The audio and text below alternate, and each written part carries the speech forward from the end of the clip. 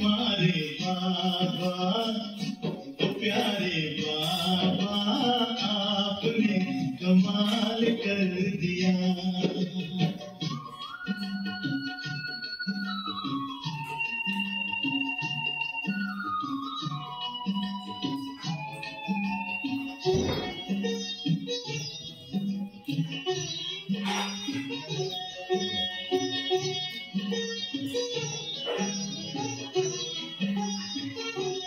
हम तो थे अंधेरे में, दिया प्रकाश आपने।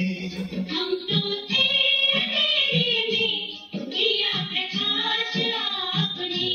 पिंजरे के पंछी को दिया आकाश आपने। पिंजरे के पंछी को दिया आकाश आपने। आपकी शुभ आशीष ने हमको माला माल कर दिया, हम माला माल कर दिया। बाबा, आपने कमाल कर दिया। हमारे बाबा, मीठे बाबा, आपने कमाल कर दिया।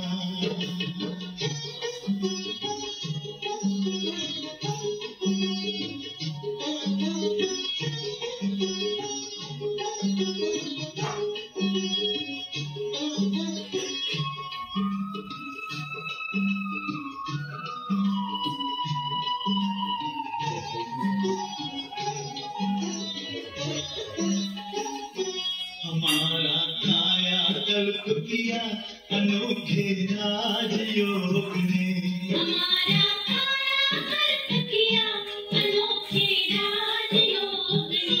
हमें बिल्कुल ही बदल दिया योग के नित्य प्रयोग ने। हमें बिल्कुल ही बदल दिया योग के नित्य प्रयोग ने। आपकी शुभ शिक्षा ने हमको बेमिसाल कर दिया, बेमिसाल कर दिया। बाबा, आपने कमाल कर दिया। हमारे बाबा, प्यारे बाबा, आपने कमाल कर दिया। हमारा सारा जीवन आपने खुशहाल कर दिया, हाँ खुशहाल कर दिया। बाबा, आपने कमाल कर दिया। प्यारे बाबा, आपने कमाल कर दिया।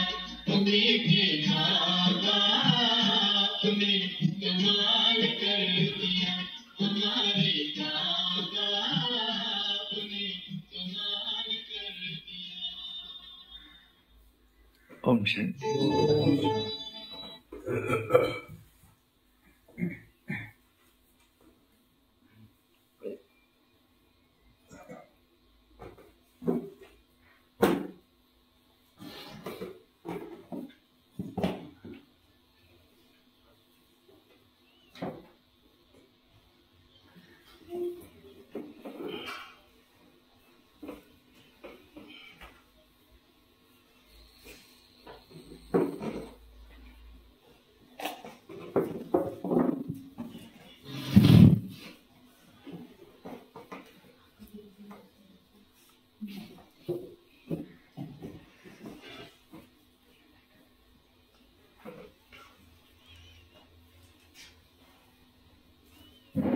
सभी को दीपावली की हार्दिक शुभकामनाएं।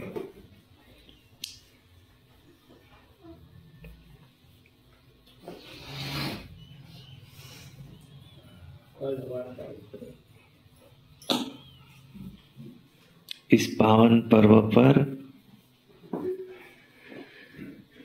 बाप दादा की ओर से, सभी ब्राह्मण परिवार की ओर से हम सबको दीपावली की बहुत बहुत शुभकामनाएं। दीपावली में जब हम स्थूल दिया जलाते तो क्या याद आता कि ये प्रतीक है, मुझे अपने आत्मा की ज्योति जगानी है।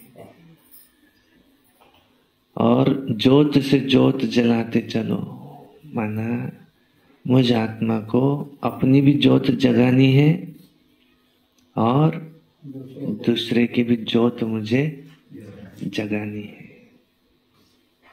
उसको भी ये रियलाइज करा देना है कि हम शरीर नहीं है, ये नश्वर शरीर नहीं है, हम चैतन्य शक्ति सत्ता एक आत्मा है। आत्मा का कभी विनाश नहीं होता। फिर जब हम देवी की पूजा करते हैं, लक्ष्मी की पूजा करते हैं, उनका आह्वान करते हैं कि आओ, किस बात का प्रतीक है? हमको क्या याद आता है? अपना देवपद, उसका आह्वान है, अपने देवपद का आह्वान है कि मुझे देवी देवता बनना है। ऐसी दुनिया कि जहां पर इतना धन होगा कि जिसकी कोई गिनती भी ना कर सके, कि सोने के महल जिसमें हीरे जवाहरात जड़े हुए और हर एक का पुष्पक विमान, और ऐसी दुनिया जहां पर कभी कोई काल नहीं खा सकता, ऐसी सुख की दुनिया, उस दुनिया का वो आह्वान है, अपने देवपद का वो आह्वान है। फिर जब हम ये पटाखे फोड़ते हैं, ये किसका यादगार है? हमको क्या याद आता है उससे?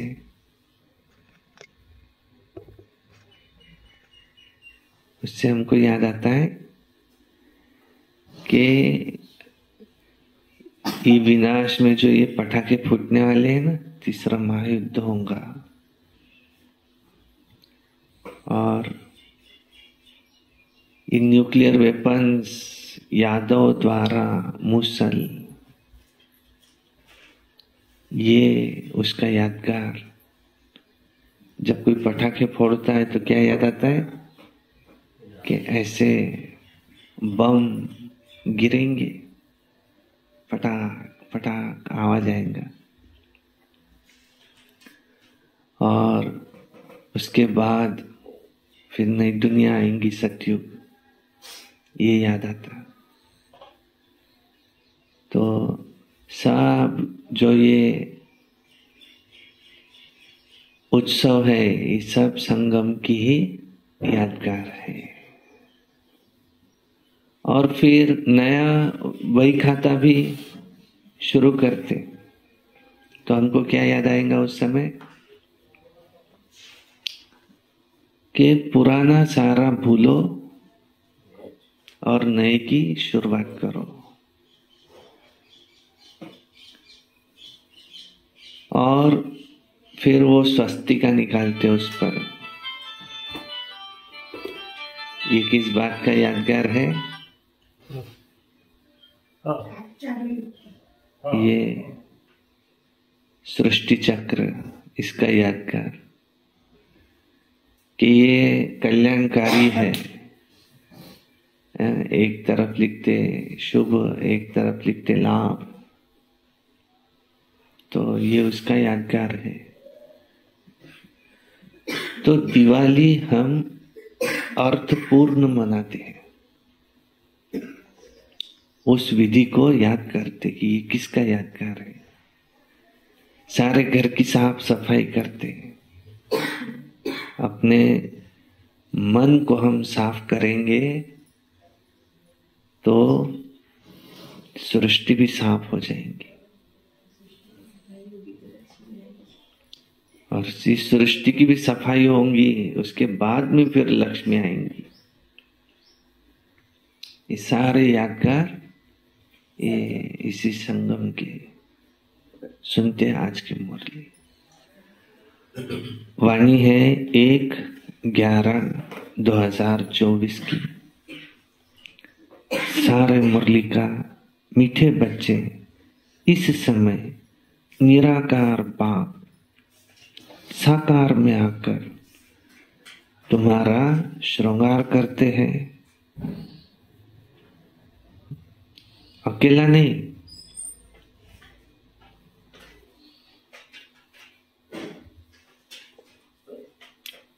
साकार में आकर के श्रृंगार करते हैं। प्रश्न है, तुम बच्चे याद की यात्रा में क्यों बैठते हो? क्यों? 5 कारण है। नंबर 1, क्योंकि तुम जानते हो कि इस याद से ही हमें बहुत बड़ी आयु मिलती है, हमारी आयु बढ़ती है, हम निरोगी बनते हैं। नंबर 2, याद करने से हमारे पाप कटते हैं, हम सच्चा सोना बन जाते हैं। आत्मा से ये रजो तमो की खाद निकल जाती है और वो कंचन बन जाती है। नंबर 3, याद से ही तुम पावन दुनिया के मालिक बनते हो।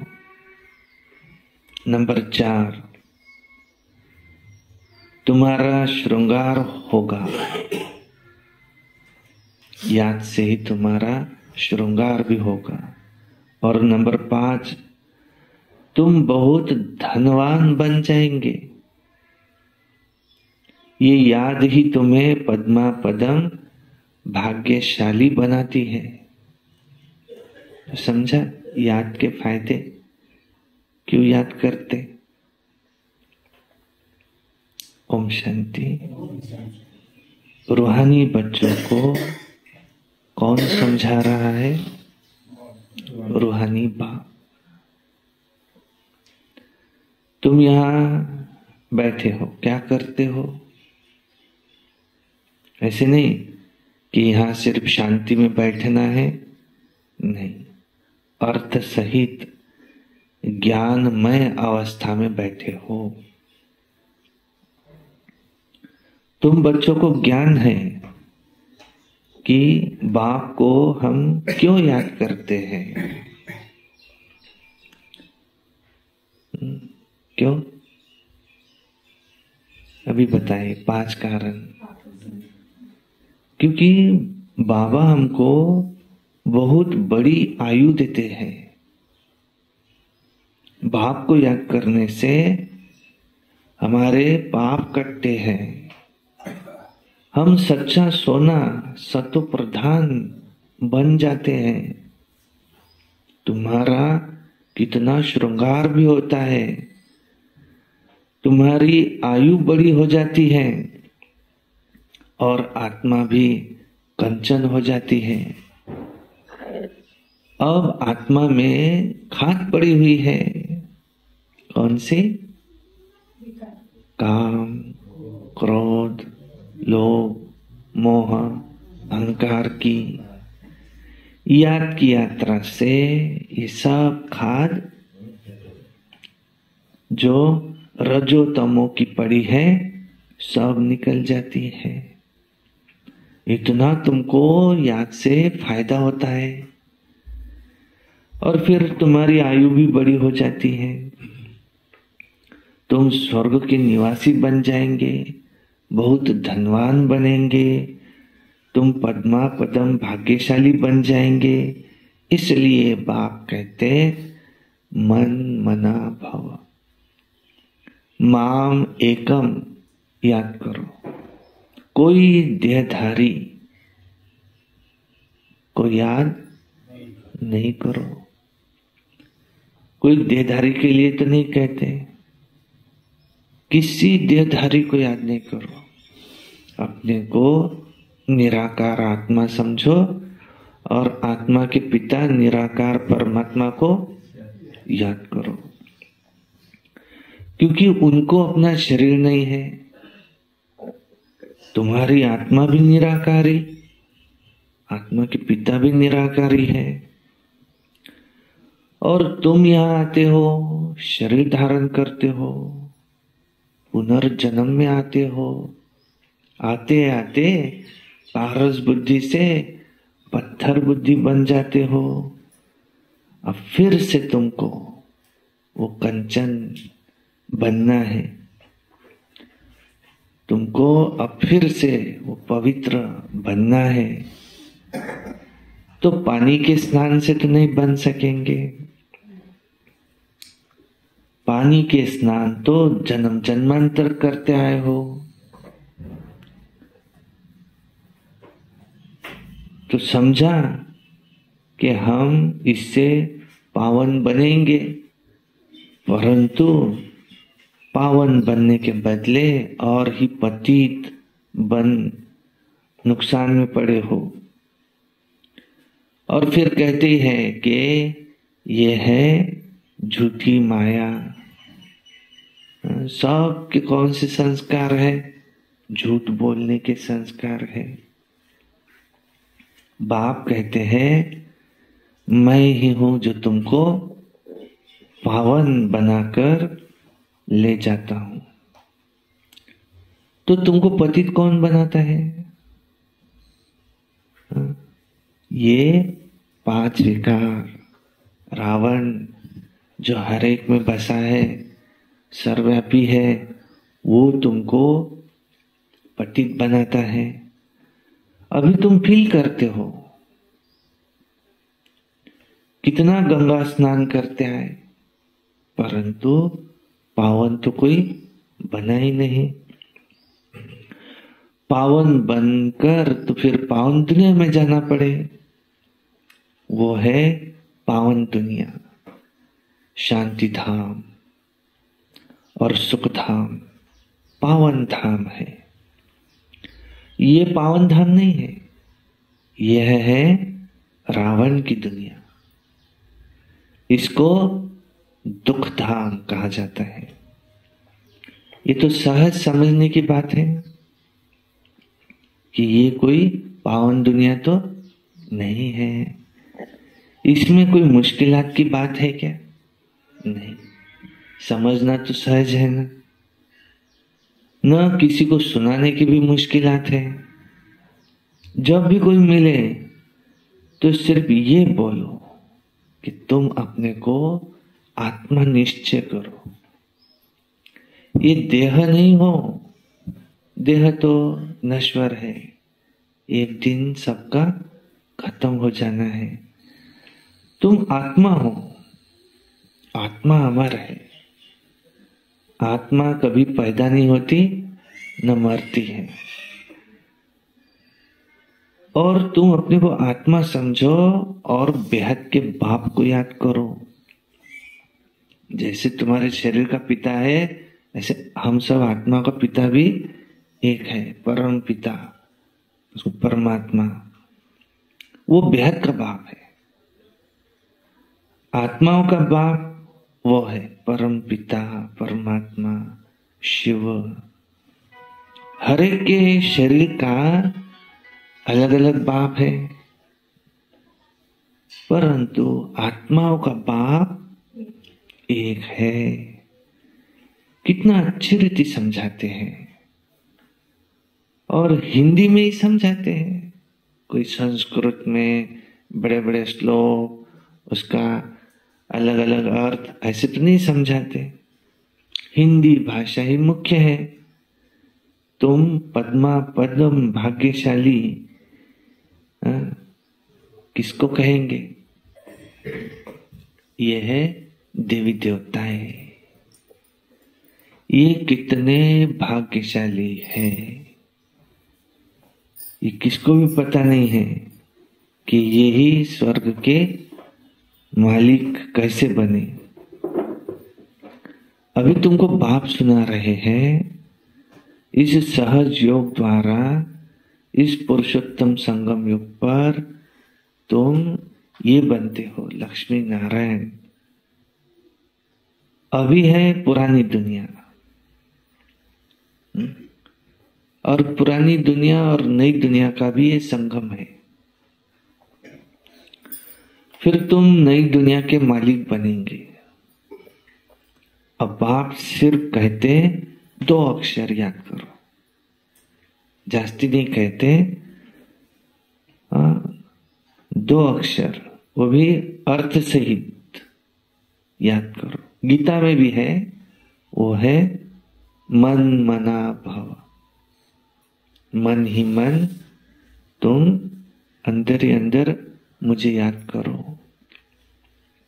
अक्षर तो पढ़ते हैं, गीता में भी पढ़ते हैं, परंतु उसका अर्थ तो कुछ भी नहीं समझते। अब बाप कहते हैं कि तुम मुझे याद करो। क्यों?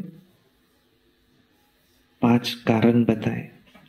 क्योंकि तुम पतित हो और मैं ही पतित पावन हूं, और कोई ऐसे कह न सके। बाप ही कहते हैं कि मुझे याद करने से तुम पावन बन पावन दुनिया में चले जाएंगे। पहले पहले तुम सतोप्रधान थे, पहले तुम ऐसे तमोप्रधान नहीं थे, तुम सतोप्रधान थे। फिर तुम ही पुनर्जन्म लेते लेते लेते लेते तमोप्रधान बने हो। अब 84 जन्म बाद फिर तुम नई दुनिया में देवता बनते हो।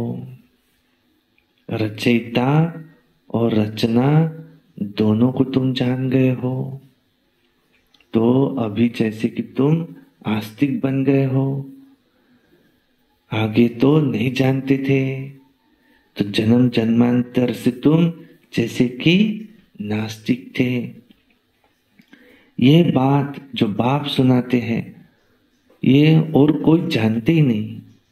कहाँ भी जाओ, कोई भी तुमको ये बातें नहीं सुनाएंगे। अभी तुमको दोनों बाप श्रृंगार करा रहे हैं। पहले तो बाप अकेला था, बिगर शरीर था, फिर उन्होंने इस तन का आधार लिया, तो 2 है, अकेले नहीं है। देखो, पहले तो बाप ऊपर में बैठा था, तो ऊपर से तो तुम्हारा श्रृंगार कर न सके। कहते हैं 12 माना 1 और 2 मिला करके 12 होते हैं। तो बाकी प्रेरणा व शक्ति आदि की कोई बात नहीं, ऊपर से ही प्रेरणा द्वारा वो तुमको मनुष्य से देवता बना सकते नहीं। ऊपर से प्रेरणा तो मिल नहीं सके। निराकार जब साकार शरीर का आधार लेते हैं, तभी वो तुम्हारा श्रृंगार करते हैं। ये सब बाप तुम्हें समझाते, तुम भी समझते हो कि हाँ, बाबा हमको सुखधाम में ले जाते हैं। ड्रामा के प्लान अनुसार बाबा भी बंधायमान है। बाबा को भी जैसे कि ड्यूटी मिली हुई है। हर 5000 वर्ष के बाद आते हैं तुम बच्चों के लिए, तुमको राजयोग सिखलाते हैं, और इस योग बल से तुम आत्मा कंचन बनते हो। आत्मा और काया दोनों तुम्हारी कंचन बनती है। अभी तो फिर छिछी है। अभी तुम साक्षात्कार करते हो कि इस पुरुषार्थ से हम ऐसा श्रृंगारा हुआ बनेंगे। लक्ष्मी नारायण, वहां पर कोई की भी क्रिमिनल आई होती नहीं। देखो, तो भी सबके अंग ढके हुए होते हैं, और यहाँ तो देखो सबकी क्रिमिनल आई है, चीची बातें रावण राज्य में सीखते हैं। इन लक्ष्मी नारायण की ड्रेस तो देखो कितनी अच्छी है, और यहाँ सब है देहाभिमानी, कैसी कैसी तो ड्रेस पहनते हैं। उन्हों को देहाभिमान नहीं रहता, उन्हों की नेचुरल ब्यूटी है। बाप तुमको ऐसा नेचुरल ब्यूटीफुल बनाते हैं, और आजकल तो नेचुरल ब्यूटी रही नहीं। सच्चा जेवर भी कोई पहन नहीं सकता, कोई पहने तो उसको भी डर रहे कि कहीं लूट न ले। और वहां ऐसी कोई बात नहीं लूटने आदि की। ऐसा बाप तुमको मिला, इन बिगर तुम ये बन नहीं सकते। बहुत कहते हैं कि हम तो डायरेक्ट शिव बाबा से ही लेते हैं, हमारा कनेक्शन डायरेक्ट शिव बाबा से है, परंतु नहीं, वो देंगे कैसे? किसी के थ्रू देंगे ना। भल कोशिश करके तो देखो, कोई कहे कि अब मेरा कोई से कनेक्शन नहीं है, मैं घर बैठे ही अपना पुरुषार्थ कर लूंगा, मेरा कनेक्शन डायरेक्ट बाप से है। भल कोशिश करके देखो, डायरेक्ट मांगो, देखो तो मिलता है क्या। ऐसे बहुत कहते हैं कि हम तो शिव बाबा से वर्षा लेंगे, हमको बीच में ब्रह्मा बाबा भी नहीं चाहिए, कोई नहीं चाहिए। ब्रह्मा से पूछने की भी हमको क्या दरकार है, हमारा तो डायरेक्ट शिव बाबा से कनेक्शन है। शिव बाबा प्रेरणा से कुछ हमें दे देंगे।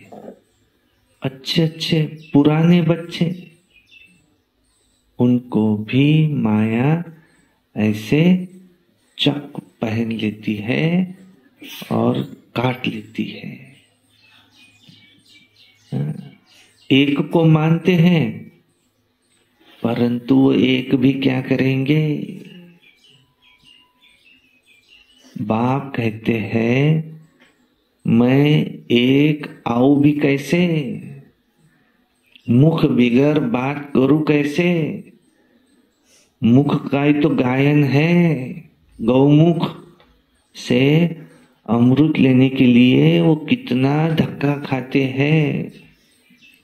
फिर श्रीनाथ द्वारे पर जाकर दर्शन करते, परंतु उनका दर्शन करने से भी क्या होगा? उसको कहा जाता है भूत पूजा। उसमें आत्मा तो है नहीं, बाकी 5 तत्व है, 5 तत्वों का पुतला बना हुआ है। तो गोया माया को याद करना हो गया ना। 5 तत्व तो प्रकृति है ना, और उनको याद करने से क्या होगा? प्रकृति का आधार तो सबको है, परंतु वहां प्रकृति भी सतो प्रधान है, यहाँ प्रकृति भी तमो प्रधान है। बाप को सतो प्रधान प्रकृति का आधार कभी लेना नहीं पड़ता है। बाप तो पुरानी दुनिया में आते, यहाँ तो सतो प्रधान प्रकृति मिल न सके। ये जो भी साधु संत है, बाप कहते हैं इन सब का भी उद्धार मुझे करना पड़ता है। मैं निवृत्ति मार्ग में आता ही नहीं हूं, उनका है निवृत्ति मार्ग। वो घरदार छोड़ करके चले जाते हैं, यह है प्रवृत्ति मार्ग। सबको कहता हूं पवित्र बनो। वहां तो नाम रूप आदि सब कुछ बदल जाएगा। तो बाप समझाते, देखो नाटक कैसा बना हुआ है, एक के फीचर न मिले दूसरे से, इतने करोड़ों सब के फीचर्स अलग अलग, कितना भी कोई कुछ भी करे तो भी एक के फीचर न मिले दूसरे से। इसको कहा जाता है कुदरत, वंडर। स्वर्ग को भी वंडर कहा जाता है ना। स्वर्ग कितना शोभनीक है। ये माया के 7 वंडर और बाप का है एक ही वंडर। ये 7 वंडर तराजू में एक तरफ रखो और ये एक वंडर जो बाप का है स्वर्ग, उसको दूसरी तरफ रखो तो भी ये भारी हो जाएगा। एक तरफ है ज्ञान, एक तरफ है भक्ति को रखो तो ज्ञान का तरफ भारी हो जाएगा। अभी तुम समझते हो, भक्ति सिखलाने वाले तो ढेर है, ज्ञान देने वाला एक ही बाप है। तो बाप बैठ बच्चों को पढ़ाते हैं, श्रृंगार करते हैं और बाप कहते, बच्चे तुम पवित्र बनो। तो क्या कहते? नहीं, हमको तो वो चीची बनना ही अच्छा लगता है, हम चीची बनेंगे। बच्चे, गरुड़ पुराण में भी दिखाया है, विषय वैतरणी नदी दिखाते हैं ना, उसमें दिखाया है बिच्छू, टिंडन, सर्प ये, और दिखाया है 1-2 को डसते हैं। बाप कहते ये सब क्या है? ये है दुनिया, विषय वैतरणी नदी, जो पतित बनते हैं। बाप कहते हैं तुम कितने निधन के बन गए हो। तुम बच्चों को ही बाप बैठ समझाते हैं। बाहर में तो कोई ऐसा सीधा कहो तो बिगड़ जाएंगे, तुम्हें तो बड़ा युक्ति से समझाना है। और कई बच्चों में तो बातचीत करने का भी अक्ल नहीं रहता। छोटे बच्चे एकदम इनोसेंट होते हैं, इसलिए उनको महात्मा कहा जाता है। अब कहा श्री कृष्ण महात्मा, कहा वो सन्यासी निवृत्ति मार्ग वाले, वो भी अपने आप को महात्मा कहलाते। अब वो है प्रवृत्ति मार्ग, और वो कभी भ्रष्टाचार से पैदा होते ही नहीं। श्री कृष्ण उनको कहते ही है श्रेष्ठाचारी। अभी तुम भी ऐसे श्रेष्ठाचारी बन रहे हो। बच्चे जानते हैं यहाँ बाबा इकट्ठा नहीं है, बाप दादा दोनों इकट्ठे हैं। बाबा अकेला नहीं है, बाप दादा दोनों इकट्ठे हैं। तो ये जरूर तुम्हारा श्रृंगार अच्छा ही करेंगे। सबकी दिल होंगी ना, जिन्होंने इन बच्चों को ऐसा श्रृंगार कराया है, तो हम क्यों न उनके पास जाए। इसलिए तुम यहाँ आते हो रिफ्रेश होने। दिल तुम्हारी कशिश करती है बाप के पास आने। जिनको पूरा निश्चय होता है वो तो कहेंगे कि हमें चाहे तुम मारो, चाहे कुछ भी करो, लेकिन हम उनका साथ नहीं छोड़ेंगे। और कोई तो बिगर कारण के साथ छोड़ देते हैं। ये भी ड्रामा का खेल बना हुआ है। तो फरकती दे देते हैं, डाइवोर्स दे देते हैं। बाप तो जानते हैं कि ये क्यों फरकती दे देते हैं, क्योंकि रावण के वंश के हैं। और कल्प कल्प ऐसा होता है, और कोई फिर आ भी जाते हैं। बाबा समझाते हाथ छोड़ने से पद कम हो जाएगा। सम्मुख आते हैं, प्रतिज्ञा करते हैं कि बाबा हम आपका साथ कभी नहीं छोड़ेंगे। परंतु माया रावण कम नहीं है, झट अपनी तरफ खींच लेती है। फिर सम्मुख आते हैं तो फिर से उनको समझाया जाता है। अब बाप फिर से आया है तो लाठी थोड़ी लगाएंगे, बाप तो फिर भी प्यार से समझाएंगे। क्या कि बच्चे तुमको माया का ग्राह खा जाता है, अच्छा हुआ ये माया ग्राह खा जाता है, अच्छा हुआ जो तुम बच करके आ गए। परंतु घायल होंगे तो तुम्हारा पद कम हो जाएगा। जो सदैव एक रस रहेंगे वो कभी हटेंगे नहीं, वे कभी हाथ छोड़ेंगे नहीं। यहां से बाप को छोड़ मरकर माया रावण के बनते हैं तो उनको माया और ही जोर से खाएंगी। बाप कहते हैं तुमको मैं कितना श्रृंगार करता हूं। समझाया जाता है कि बच्चे अच्छे होकर के चलो ना, किसको दुख नहीं दो ना। ब्लड से लिख करके देते हैं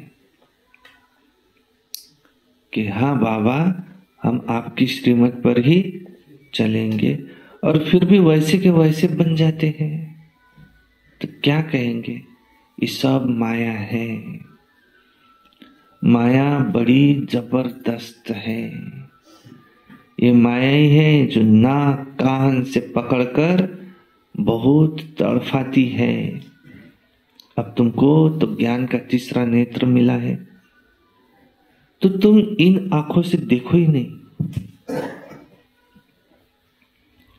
तुम ज्ञान के तीसरे नेत्र से देखो तो तुम्हारी क्रिमिनल दृष्टि कभी जाएगी नहीं। विश्व का मालिक बनना है, कुछ तो मेहनत करना पड़ेगा ना। अब तुम्हारी आत्मा और शरीर दोनों तमो प्रधान है। अभी इसमें खाद पड़ गई है। इस खाद को भस्म करने के लिए बाप कहते हैं मुझे याद करो, तो तुम बाप को याद नहीं कर सकते। बाप क्या कहते, तुम ऐसे बाप को याद नहीं कर सकते। बाप कहते तुमको लज्जा नहीं आती, याद नहीं करेंगे तो माया के भूत तुमको हप कर लेंगे ना। तुम कितना छीछी बन गए हो। रावण राज्य में एक भी ऐसा नहीं है जो विकार से पैदा न हो, और वहां इस विकार का नाम नहीं है। वहां रावण ही नहीं है। रावण राज्य द्वापर से होता है। पावन बनाने वाला एक ही बाप है। तो बाप कहते बच्चे क्या तुम ये एक जन्म भी पवित्र नहीं बन सकते? तो फिर विकार की कोई बात नहीं होती, वो निर्विकारी दुनिया है। तुम जानते हो कि देवी देवताएं पवित्र थे और फिर 84 जन्म लेते लेते वो नीचे आए। अभय पतित तब पुकारते शिव बाबा हमको इस पतित दुनिया से छुड़ाओ। अब बाप आए हैं तो तुमको समझ पड़ी है। पहले तुमको भी पता नहीं था कि ये पतित काम है, बाप ने बताया है। आगे तो तुम भी नहीं समझते थे क्योंकि तुम रावण राज्य में थे। बाप कहते हैं सुखधाम चलना है ना, तो चीची बनना छोड़ो। आधा कल तुम चीची बने हो तो तुम्हारे सिर पर पापों का बोझा है। और तुमने सर्वव्यापी कह करके गाली भी बहुत दी है। बाप को गाली देने से भी तुम्हारे ऊपर बहुत पाप चढ़ गए हैं। ये भी ड्रामा में पार्ट है। तुम्हारी आत्मा को भी 84 जन्मों का पार्ट मिला हुआ है, बजा नहीं है। हर एक को अपना अपना पार्ट मिला हुआ है, बजा नहीं है। तो फिर तुम रोते क्यों हो? सत्युग में कोई रोता नहीं। फिर ज्ञान की दशा पूरी होती है तो फिर द्वापर से वही रोना पीटना शुरू हो जाता है। मोहजीत की कथा भी तुमने सुनी है। ये एक झूठा दृष्टांत बनाया है, कहानी है। सत्युग में ऐसे कोई की कभी अकाले मृत्यु ही नहीं होती। मोहजीत बनाने वाला एक ही बाप है, परम पिता परमात्मा के तुम वारिस बनते हो। वो तुमको विश्व का मालिक बनाते हैं। तो अपने आप से पूछो कि क्या हम आत्माएं इस समय उनके वारिस बनने के लायक है? बाकी देखो, जिस्मानी पढ़ाई में रखा ही क्या है। आजकल तो पतित मनुष्यों की तुम्हें तो शक्ल भी नहीं देखनी चाहिए, न बच्चों को दिखानी चाहिए। बुद्धि में हमेशा यही समझो कि हम संगम युग पर है, एक बाप को याद करते हैं और सबको देखते हुए भी नहीं देखो, हम नई दुनिया को ही देखते हैं।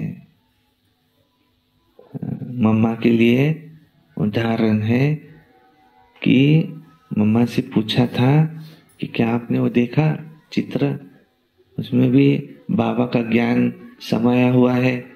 और मम्मा ने कहते कहा था कि मैं यहाँ का कुछ देखती ही नहीं हूँ, मैं इस तीसरे नेत्र से सिर्फ एक बाबा को ही देखती हूँ। हम देवता बनते हैं तो उस नए संबंध को देखते हैं, पुराने संबंध को देखते हुए भी हम नहीं देखते हैं। ये सब भस्म होने वाला है। हम अकेले आए थे, अकेले ही जाएंगे। बाप एक ही बार आते हैं, सबको साथ ले जाते हैं। उनको शिव बाबा की बारात कहा जाता है। शिव बाबा के बच्चे तो सभी है ना। बाप विश्व की बादशाही देते हैं, मनुष्य से देवता बनाते हैं। आगे तो विष उगलते थे, अब अमृत उगलते हैं। समझा? समझा? अच्छा। मीठे मीठे सीखी लधे बच्चों प्रति माता पिता बाप दादा का याद प्यार और गुड मॉर्निंग। रूहानी बाप की रूहानी बच्चों को नमस्ते, और हम रूहानी बच्चों की रूहानी बाप दादा को याद प्यार गुड मॉर्निंग नमस्ते। सदा रहो हंसते, कम बोलो धीरे बोलो, मीठा बोलो सत्य बोलो, और सोच समझ कर ही।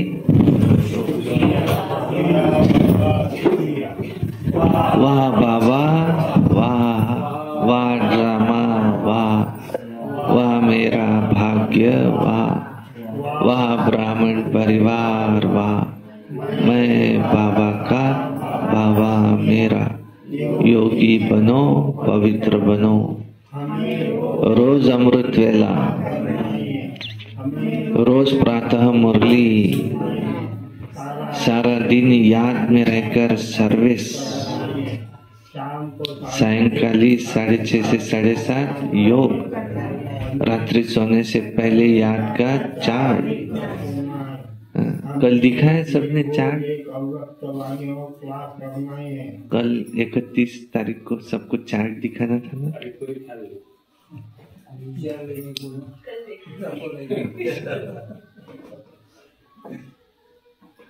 कल दिखाना।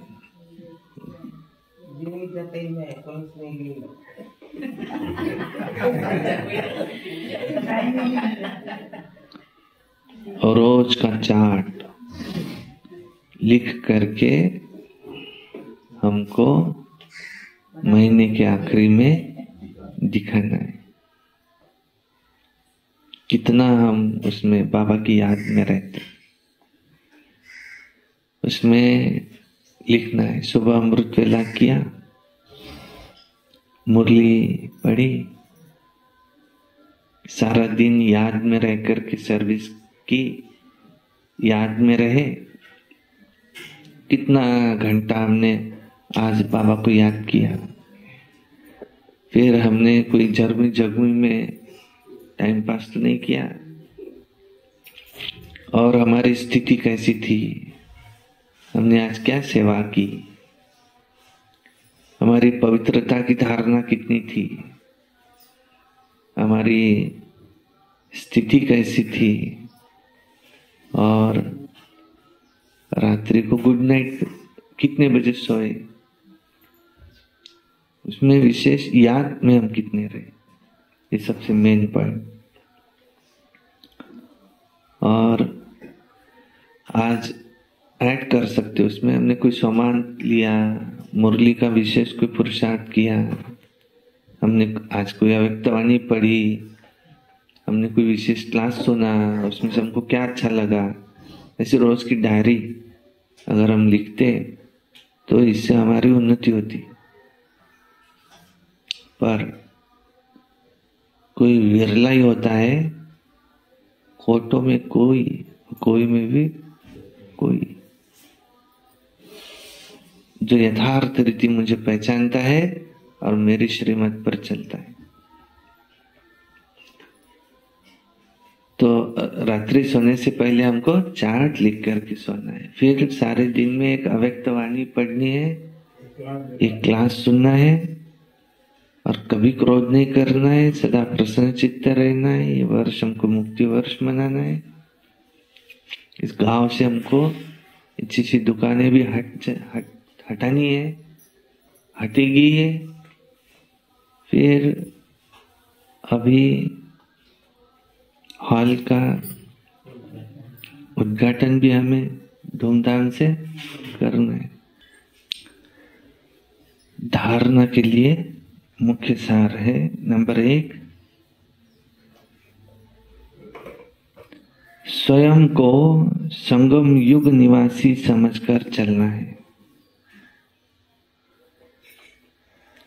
पुराने संबंधों को देखते हुए भी नहीं देख, स्वयं को संगम युग निवासी समझकर चलना है। पुराने संबंधों को देखते हुए भी नहीं देखना है। बुद्धि में रहे कि हम अकेले आए थे, अकेले जाना है। 2 नंबर है, आत्मा और शरीर दोनों को कंचन बनाने के लिए ज्ञान के तीसरे नेत्र से देखने का अभ्यास करना है। क्रिमिनल दृष्टि खत्म करनी है, ज्ञान और योग से अपना श्रृंगार करना है। वरदान, मन मना भव हो, अलौकिक विधि से मनोरंजन मनाने वाले बाप समान भव। मन मना भव हो, अलौकिक विधि से मनोरंजन मनाने वाले बाप समान भव। संगम युग पर यादगार मनाना अर्थात बाप समान बनना, ये संगम युग के सुहेज है। खूब मनाओ, लेकिन बाप से मिलन मनाते हुए मनाओ। सिर्फ मनोरंजन के रूप में नहीं मनाओ, लेकिन मन मना भव हो करके मनोरंजन मनाओ। अलौकिक विधि से अलौकिकता का मनोरंजन अविनाशी हो जाता है। संगम युगी दीपावली की विधि ये क्या है? पुराना खाता खत्म करना, हर संकल्प हर घड़ी नया और अलौकिक हो। पुराने संकल्प, संस्कार, स्वभाव, चाल चलन ये रावण का कर्जा है, उसे एक दृढ़ संकल्प से समाप्त करो। स्लोगन है, बातों को देखने की बजाय स्वयं को देखो और बाप को देखो। अच्छा, ओम शांति शांति शांति।